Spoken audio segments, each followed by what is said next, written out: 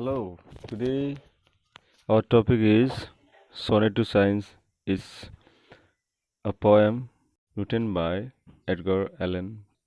So today we'll be discussing about this poem. So let's start today's poem. So let's see the first line. It's written here: Science, true daughter of all time, the earth. So here the poet is personifying, or we can say representing, science as true daughter. As what? True daughter of all time, true daughter of past, of imagination. That means science was the daughter of all time, who altered all things with thy peering eyes, who alters, changes all things, everything with with your peering eyes, with your peering eyes, effective eyes, we can say in simple, or when we are analyzing or explaining, then we will get little bit different word. That means we can say that from the second line here, the poet is saying to science as true daughter of all time, and that daughter, that that daughter changes everything. That means the science changes everything. Means that poet is saying to science that you change everything. You change everything with your peering eyes. Means whenever or wherever science is applied, you change everything. Wherever science is applied, you change everything. Okay. Now the third line. Why priest thou thus upon the poet's heart? Why priest thou thus upon the poet's heart?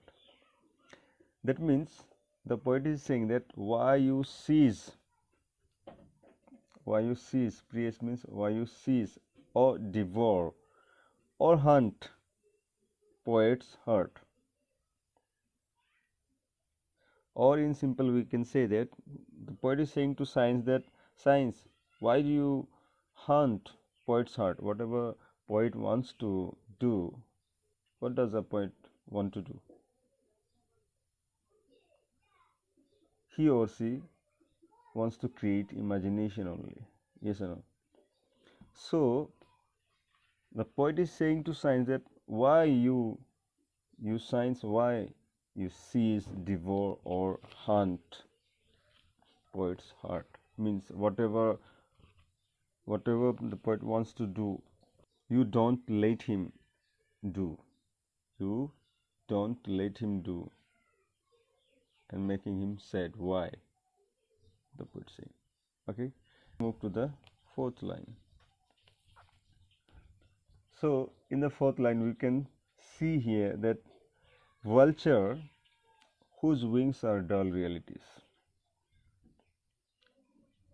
So here the poet's considering science, the poet's considering science as vulture,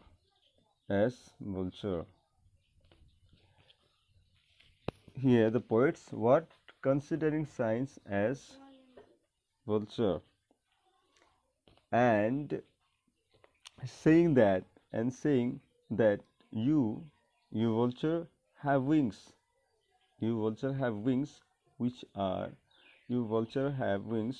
are not interesting or unfeeling. Poet is saying that vulture whose wings are dull realities. So here the poet is considering science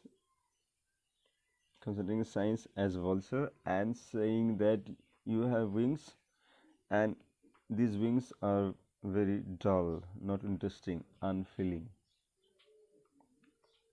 Okay, so let's move to the fifth line.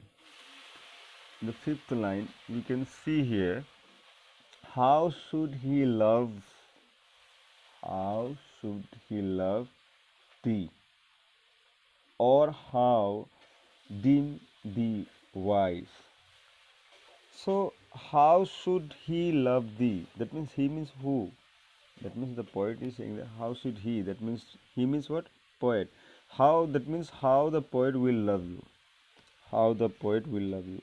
How the poet will love you.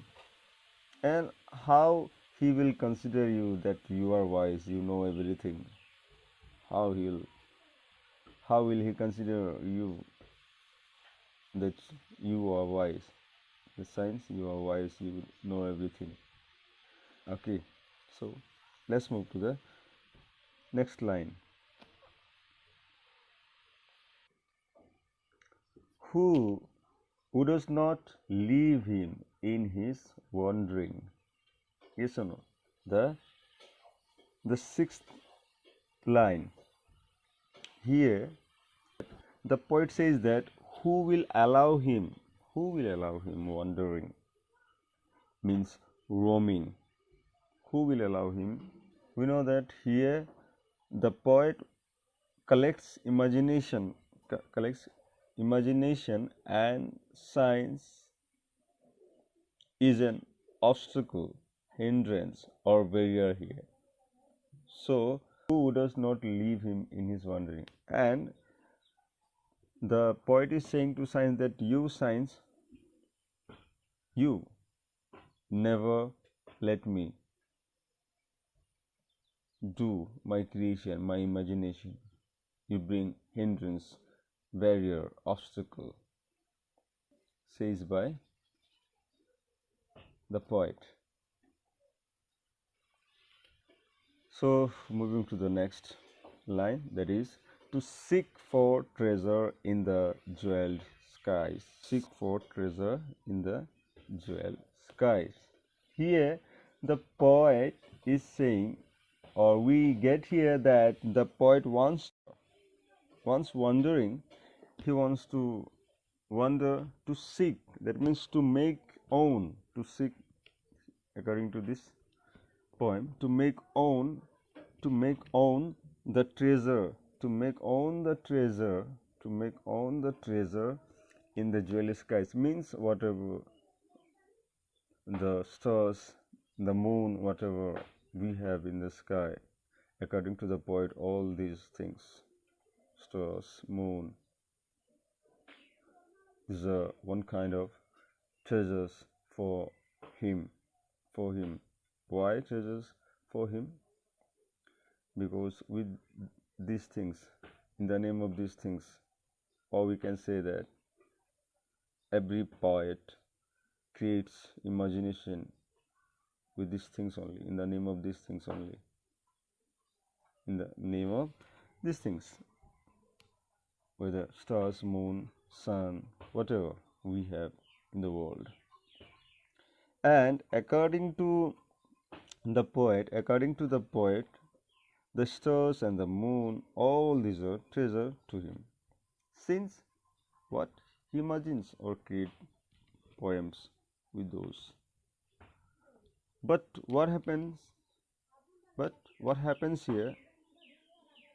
That science doesn't let him do, doesn't let him create or imagine. Science brings hindrance. Okay. So the next part will continue afterwards. Till then, goodbye. Stay home, stay safe.